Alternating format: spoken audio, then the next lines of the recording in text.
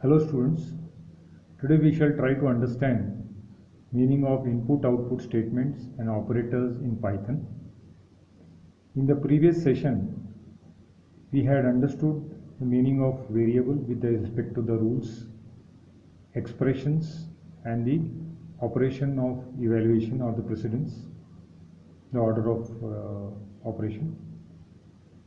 Now when we talk about variable has certain rules which you have already understood. It should not start with a digit or a number or a special character. It can start with an underscore. It will not have spaces in between or the white spaces are not supported in between the variable name and so on. Apart from that, we also understood what is an expression. The expression can be a combination of operator, operands and the constants. We had seen different examples of expressions. We'll try to actually put them in a editor, Thony editor, and see the corresponding expressions. We had used different operators also there. And also a comment was demonstrated, that is what is the meaning of a single line comment, multi-line comment, and what is the importance of comments, that is how corporate or the companies emphasizes the programmers to put comments or document the program so that the next of the programmers or for maintenance it becomes easier.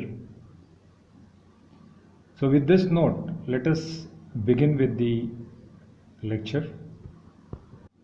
So we will take up these expressions and try to execute in the editor. So x equals 10, print x into 20. So we'll execute this and you get 200 here. And parallelly we can say x equals 200, and now x equals x percentage 11 and print x.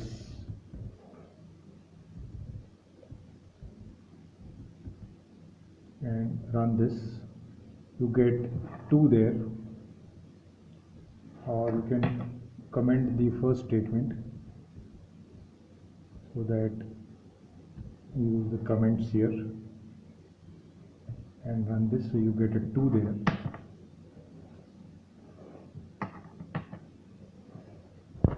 Now to understand 2 raised to 5, so asterisk gives you the power, it is raised to. So let us check it. X equals 2, x equals 2 star star 5 and print x here again. Now if I run this, you get 32 there, you can see here. So it implies 2 raised to 5. So asterisk twice used gives the power. And similarly y equals 28 by 5. So it should give us the floating point value 28 divided by 5 and just say print y. You can run this, you see that you get 5.6 there. I would like to show you something here wherein the print can be also used by putting it in double quotes the message y equals comma y, meaning the value of y will be printed after this statement is printed, and there is no format specifier required like in C. So this is another way to do it, and you just have to say F5. You can see here y equals 5.6.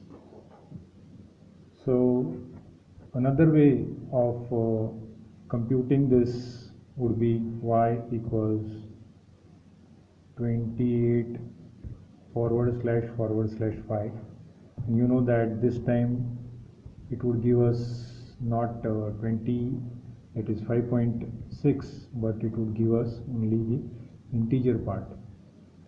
So when I run this,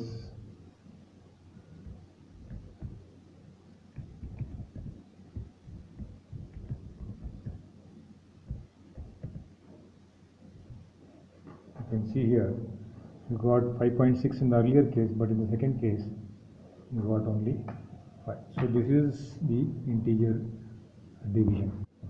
You already know that hash is used for a single line comment, and whenever I put a hash, then it tries to put everything into comment mode, that is, it does not execute. It is a non-executable statement. The color of that changes, so this is never executed. For that matter, I can just say hash and then run this, so I get only integer division here. It says that the statement is not executed. And similarly, if I want to have a multi-line comment, the entire thing, let us say I want to comment it, then I would use the 3 quotes here. If I want to show you with an example. So I have written set of statements which are flowing into multiple lines.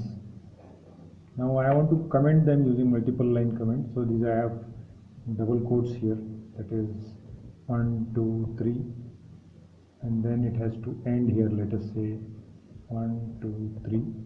You can see everything goes green here, and it implies that this is a comment which will not be executed.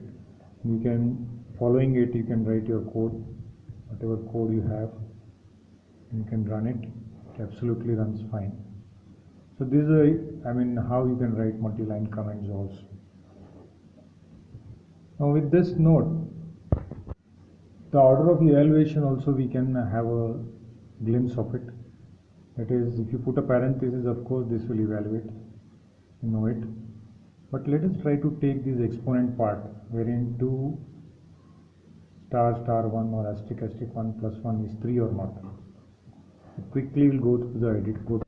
Now if I write it as 2 asterisk asterisk 1 plus 1, you can run this.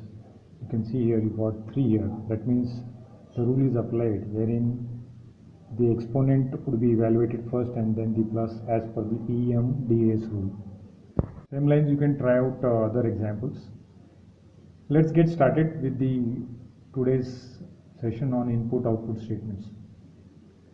A statement in Python is the unit of code that the Python can execute or interpret. Now it provides an inbuilt function called as input. Now like we had scanf, in case of C, we have a function called as input. So whatever input reads is in the form of strings. This is another thing you got to remember, that whatever input is reading, and we have only one form here, that is, it will read it in the form of string, and we need to convert it to the required form in case if you are reading numbers.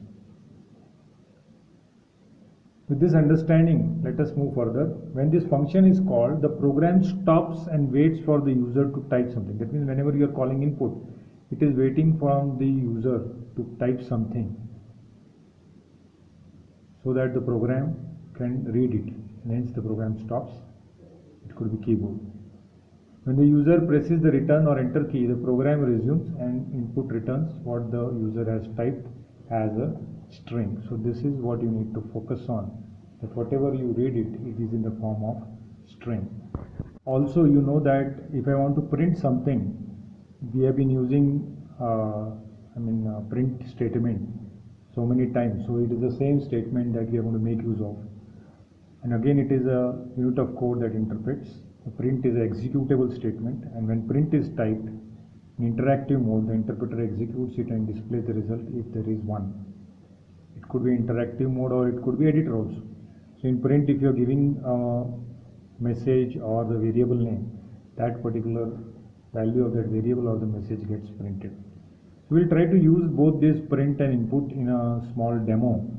I'll show you what we are supposed to do in the next slide. That is, we are going to read something from the keyboard using this statement and store it in INP. Let us say this is a string, it's a great way. And then we are going to print this INP, and we must get back the same string.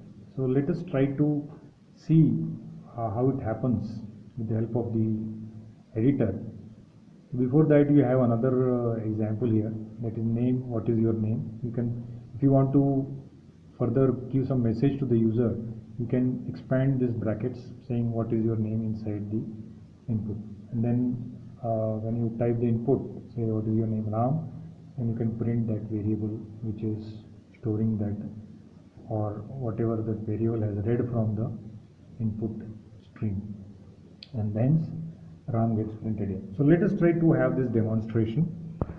So this is a statement inp equals input, and let us type this print inp. But before that, we'll put some message here saying print you typed. You can use a separate print statement, or statement following it.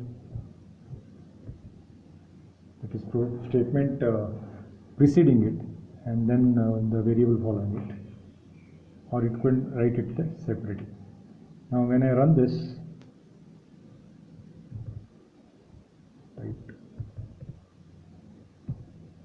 it is waiting for the input here. You can see here is an interaction mode, so the cursor is blinking. It's a great way to start. If I type this and press enter, then it's showing me you typed it's a great way to start. And please remember that unlike scanf, there is no limitation here. There is no problem with space and other things that we had with the scanf. It can read whatever you typed in and whatever size you have, almost the size which is limited by the memory itself. Now we'll see this example also, what is your name, and then we'll try to enter the name.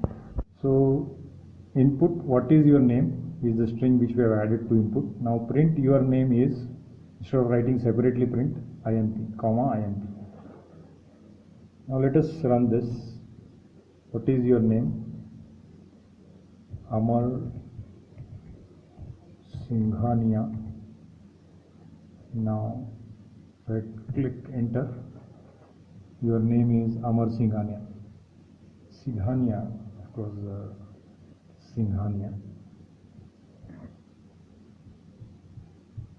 You can run it again if you want. So it's Singhania. I corrected this name. Now this is how you can make use of the input and the print statement. Now with this, let us try to move on further and try to understand what are the different operators and operands.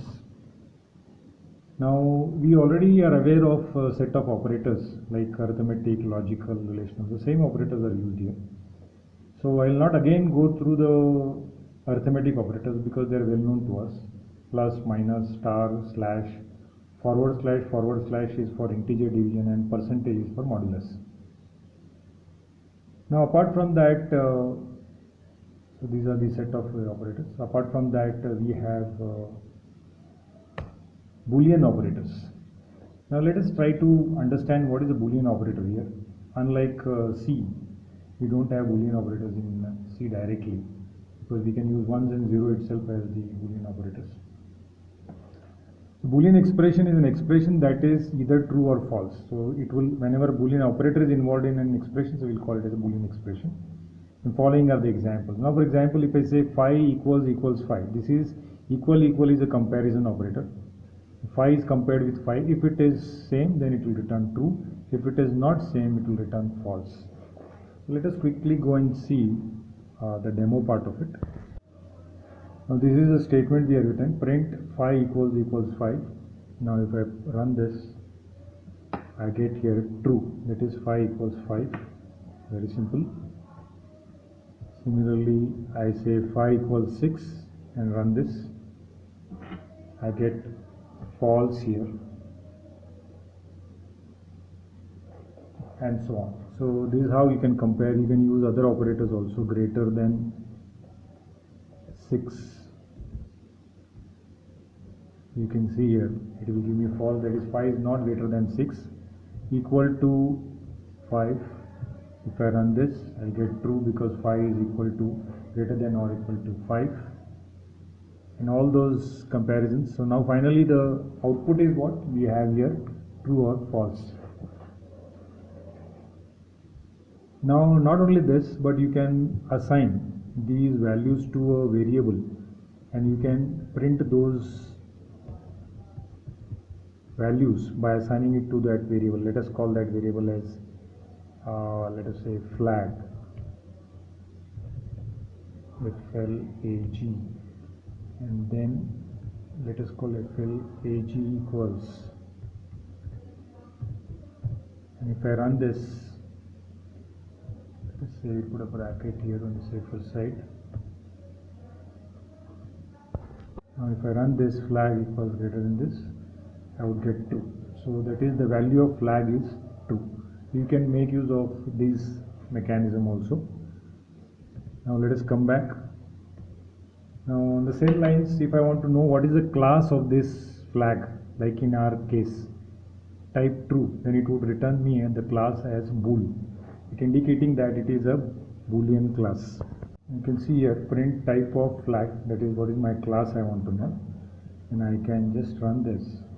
See that my class is bool, that is nothing but the boolean class, that is it, the category is boolean. So this is how you can test it out and you can make use of these boolean statements. I believe that these two categories are clear to you now. We understood the boolean class also, that is the true and false category. In the next class, we will try to continue with the comparison operators, but I will give you a quick glance of this. It is not very different, that is not equal to is used with this exclamation, greater than, not greater than, x is y. So these are the comments, x is not equal to y, x is greater than y, x is greater than or equal to y, x is the same as y. And if I want to check x is not y, then x is not y, x is and not are the keywords, x is not same as y. So these are some of the ways you can make use of the comparison or relational operator in a program. Of course, we after learning all these operators will incorporate it. We'll be incorporating this in a small programs, and then we'll try to practice them. So with this note, please go through the things that we have discussed, and in the next lecture we'll try to understand further the logical operators and other set of operators. Thank you. Have a good day and a safe day.